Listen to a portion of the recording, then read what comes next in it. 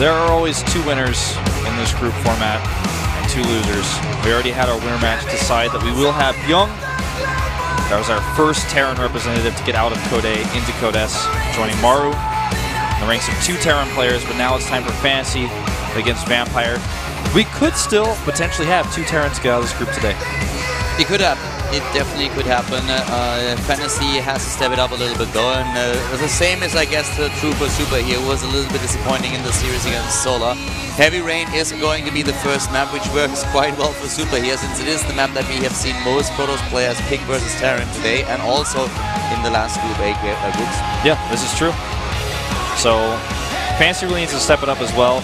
I feel like his losses were like a little bit more balanced, though, on the other hand, than Super's loss, where Super, he just looked a little bit sloppy. It wasn't the best play from him. And Fantasy is definitely looking a little bit more solid. Both of them lost. Completely different matchup for both players as well.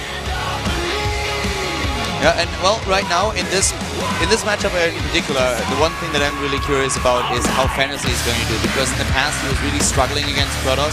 We're going to find out what he can do on Heavy Rain here, going into game number 1 between Fantasy and Super, the GSL Code A with Colin Gold.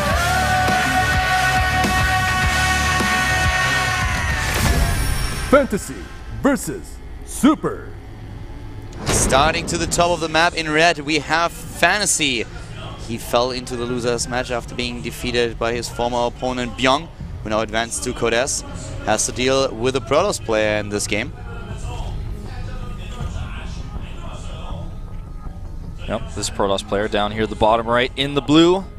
Team MVP, formerly known as Vampire. It's Super. And in game number 2 of his previous series, he looked super bad. Yeah. He actually did. People said that the series was super disappointing. Yes. But yes, that was definitely true. I mean, I completely agree there. And actually what we have now is a proxy barracks for Fantasy at 11 supply, so he wants to turn on the heat in this battle. As I said before, in the past he was really struggling against Protoss, and Super himself has a very good win ratio against Terran. He has roughly a 70%. And he's scouting his main base right now for proxies, but of course with that barracks being placed in the middle of the map, he's not going to find that anytime soon. Nope. Just going to be a very forward Reaper. Not extremely forward, but like kind of forward. Like, you know, somebody calls you on the phone and you're just like, how are you doing? And he's like, oh, let's talk about that later. I really need you to do me a favor. That kind of forward. So we'll see. I mean, with a forward Reaper like this, he can get maybe a kill because of the proximity. That's where the term proxy comes from. For those of you guys who don't, it's not the word proxy, which is something that means something completely different, but it's about being close in proximity. It's just a shortened version. And with this, he's going to have the Reaper in the base before the Mothership Core is ready, before the Stalker is ready. So it's all about the micro of Super to decide how much damage the Reaper does. Yeah, the Reapers get a few kills here. They kind of need to get a few kills, just because you always sacrifice a bit of economy if you go for such a proxy barracks. So you need to be careful with how you approach that matchup. The second barracks already being built, and it's also going to be interesting to see how much he's going to commit to this. The second Reaper, of course, immediately being queued up. And as you can see on the production tab, there is no Zealot started. The Zealot would only delay the inevitable a little bit, since the Reaper can dance around it. But with the Cybernetics Core now finishing, we have then the Stalker started, or at least the Mothership Core, and here comes the Reaper. Let's see how much damage he can actually do. Yep, really fast here. Great pull by Super there, actually. Saves his probes, and just kind of pulled 2 at once. One probe does go down. Target down, a second one gets both. And this damage output is actually starting to really hurt Super.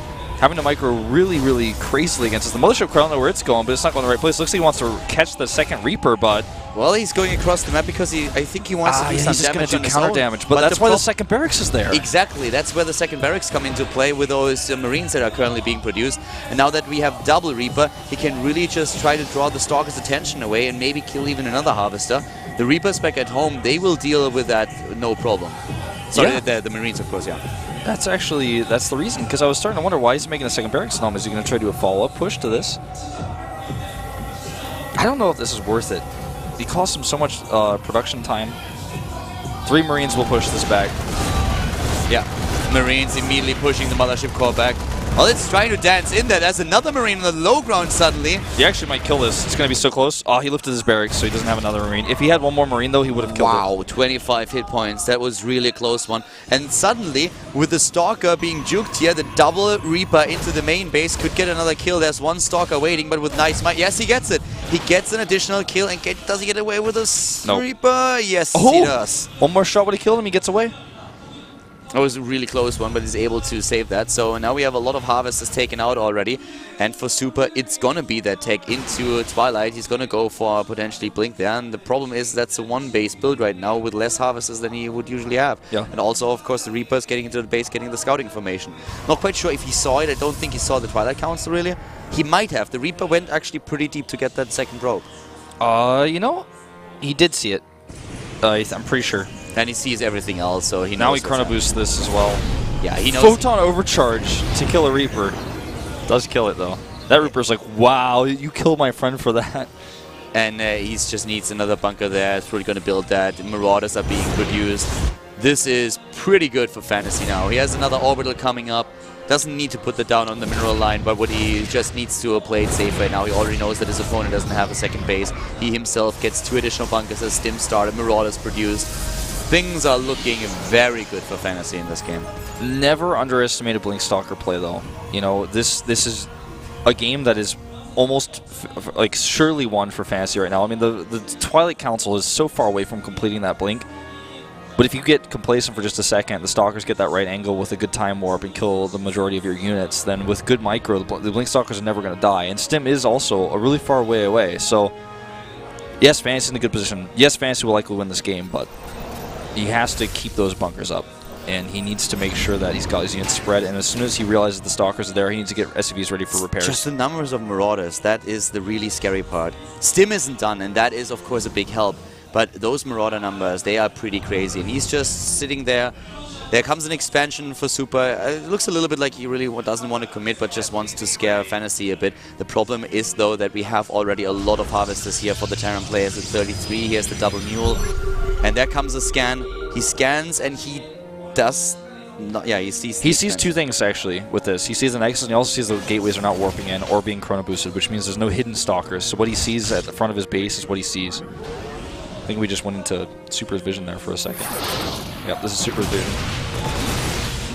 Well, one Marauder is going to go down here and a few Marines too. But this is actually really nice pickoffs here. I mean, that force field was really well placed. I mean, it's one small step. Robotics bait goes up while he starts +1. Stim and combat shields, though, about to finish about the exact same time he starts +1 in the zone. A small step for Byung, a big step for Terran. Yeah. So far in the group, but let's see if the second Terran player can make that work as well. So Fantasy would have to win 2 best-of-3s in a row now. There comes the hallucinated Phoenix in the main base, just double-checking everything that's going on. Goes to the bottom ramp, tries to break through, but the force field was just in time. Now we have the time warp being used. That Stim doesn't help him either.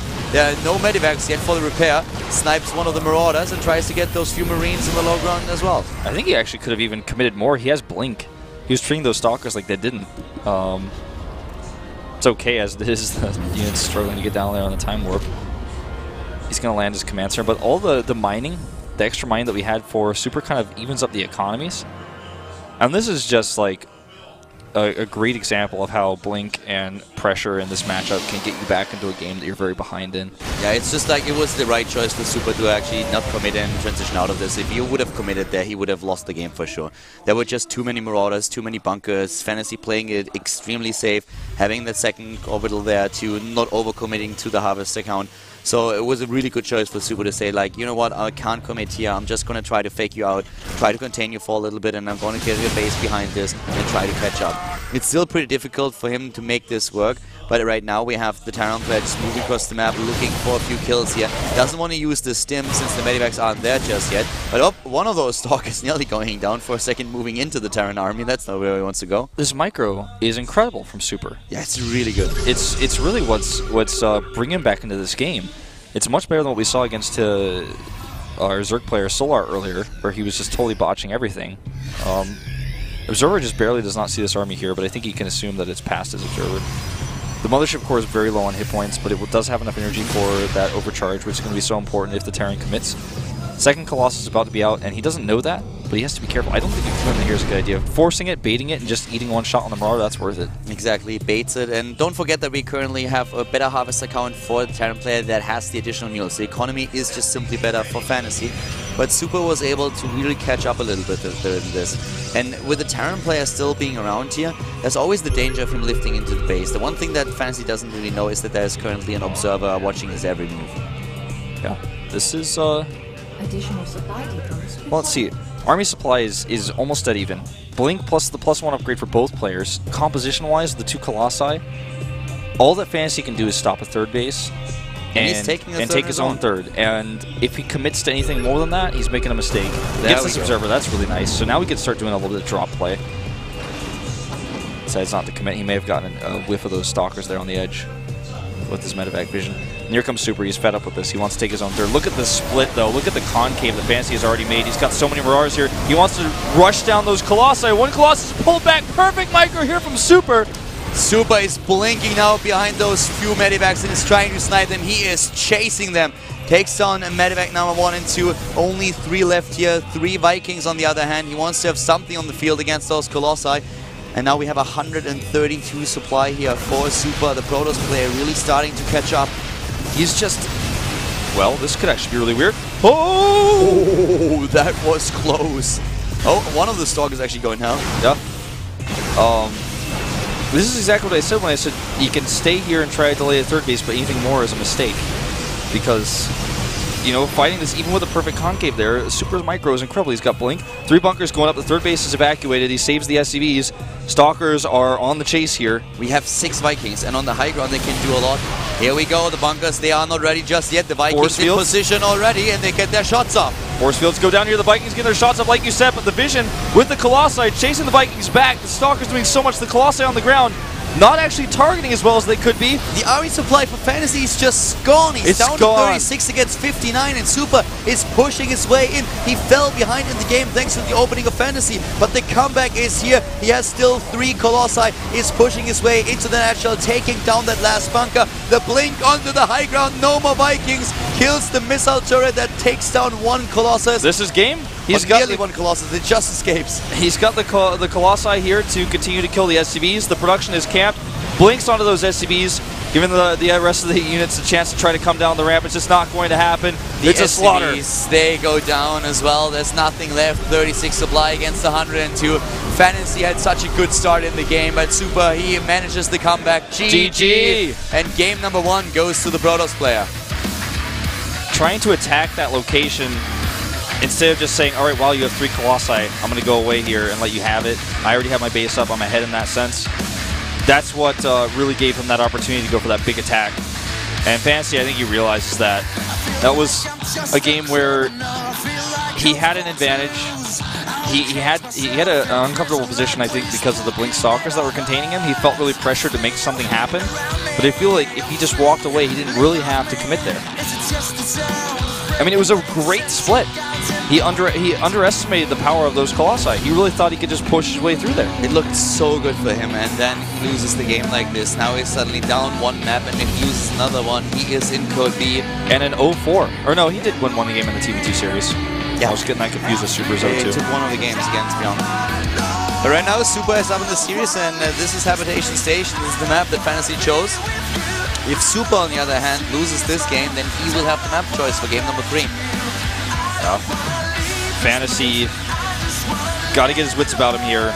Really solid game number 1, but Super had his number. His micro, his Blink Stalker pressure was what got him back into the game, despite losing so many of those harvesters early on and not getting any damage done with his Mothership Core.